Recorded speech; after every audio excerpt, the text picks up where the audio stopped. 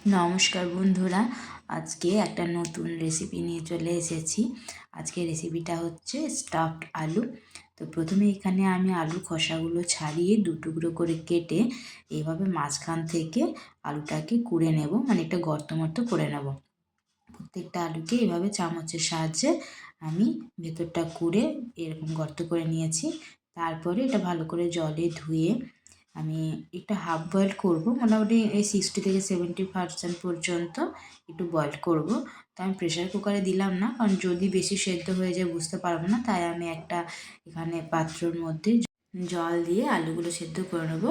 তবে আমি একটু নুনও দিয়ে দিলাম যাতে আলুগুলোর ভেতরে নুনটা ঢুকে যায়। তারপরে আমি এখানে যে কুড়িয়ে রেখেছিলাম আলুগুলো সেটা পেস্ট করে নিলাম। আর যেহেতু পুর রেডি করব তার জন্য আমি এখানে পনির নিয়েছি। পনিরটা হাত দিয়ে এভাবে ভেঙে ম্যাশ করে নেবো, তাহলে পুরটা রেডি করতে সুবিধা হবে। আর আলুগুলো সেদ্ধ করতে দিয়েছিলাম, তো এখানে আমার আলুও প্রায় সেদ্ধ হয়ে গেছে। এটা হাফ সেদ্ধ করব বলেছিলাম।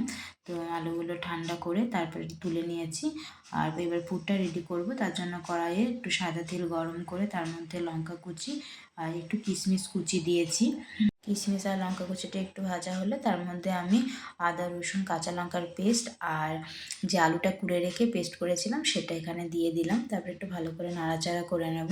তারপরে এর মধ্যে দিয়ে দেবো হলুদ গুঁড়ো আর কালারের জন্য কাশ্মীরি লঙ্কার গুঁড়ো। তো এগুলো দিয়ে আবার ভালো করে নাড়াচাড়া করে এর মধ্যে দিয়ে দেবো আগে থেকে ম্যাশ করে রাখা পনিরটা। তারপরে নাড়াচাড়া করে সব কিছু ভালো করে মিশিয়ে নেব। তারপরে আমি এর মধ্যে দিয়ে দেবো আন্দাজ মতো নুন আর সামান্য একটু চিনি। আর তারপরে লাস্টে 1 চামচ মতো বেসন দিয়ে দেবো, ভালো যাতে বাইন্ডিংটা হয়, মানে যেহেতু পুরটা যাতে বেরিয়ে না আসে। তো আমার এখানে পুরটা প্রায় রেডি হয়ে গেছে। এবারে আমি সেদ্ধ করে রাখা আলুগুলোর মধ্যে এইভাবে পুরটা ভরে নেব। প্রত্যেকটা আলুর মধ্যে যতটা পরিমাণ ধরবে সেরকম আমি পুরটা ভরে রেডি করে নিয়েছি। এবার আমি একটা গ্রেভি বানাবো। তো তার জন্য কড়াই আবার সাদা তেল দিয়েছি আর শুকনো লঙ্কা তেজপাতা ফোড়ন দিয়ে একটা গোটা পেঁয়াজ বাটা দিলাম। তবে পেঁয়াজটা পেস্ট করে দিইনি। আর এই রেসিপিটা কিন্তু সম্পূর্ণ নিরামিষে হয়, তাহলে রসুন আর পেঁয়াজটা অ্যাভয়েড করলেই হবে।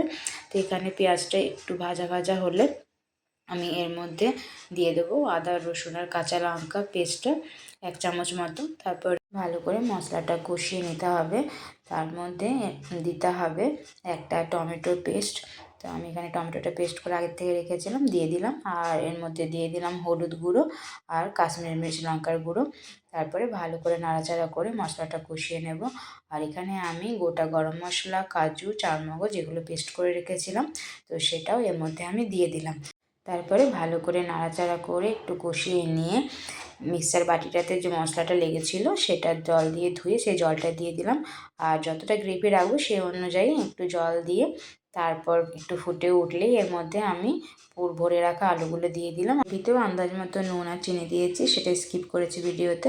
আর ওপর থেকে কসুরি মেথি হাত দিয়ে গুঁড়ো করে দিয়ে নামিয়ে নিলেই রেডি হয়ে যাবে ডিলিশিয়াস স্টাফড আলু রেসিপি। তো রেসিপিটা কেমন লাগলো অবশ্যই কমেন্ট করে জানাবেন। ধন্যবাদ।